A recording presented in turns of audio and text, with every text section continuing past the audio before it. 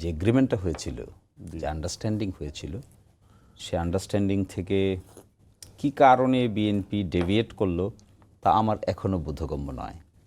কারণ আমি হিসেব করে দেখেছি এই গণ অভ্যুত্থানের সবচেয়ে বড় বেনিফিশিয়ারি হলো বিএনপি।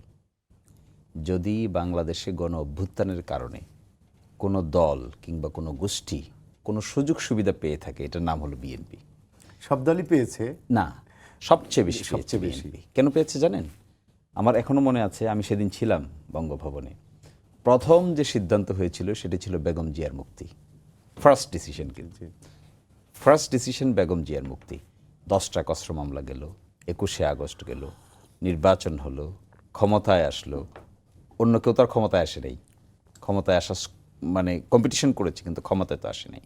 কিন্তু বিএনপি ঠিক নির্বাচিত হওয়ার পরে এই কাজটা কেন করতে গেল? কিন্তু সালাউদ্দিন আহমেদ বলেছেন যে সংবিধানে এটা নাই, সংবিধানে যেটা নাই সেটাকে বিএনপি কেন করবে? বিএনপিকে একবারের জন্য বলেছে যে সংবিধানে নাই তাই আমরা 26 সালে নির্বাচনে অংশগ্রহণ করব না? বিএনপিকে একবারের জন্য বলেছে যে সংবিধানে নাই এই সরকার তাই বেগম জিয়ার মুক্তি আমরা নিব না? বিএনপিকে একবার বলেছে যে 10টা কসর মামলা, 21শে আগস্ট মামলা থেকে আমরা মুক্তি চাইব না এই সরকারের আমলে? বিএনপিকে একবার বলেছে যে অন্তর্বর্তীকালীন সরকার প্রক্রিয়া গঠন সাংবিধানিক না, তাই সরকারের সংস্কার কিংবা সরকার কর্তৃক আয়োজিত নির্বাচন আমরা মানি না?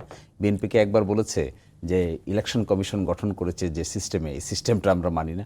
একবারও তো বলেনি।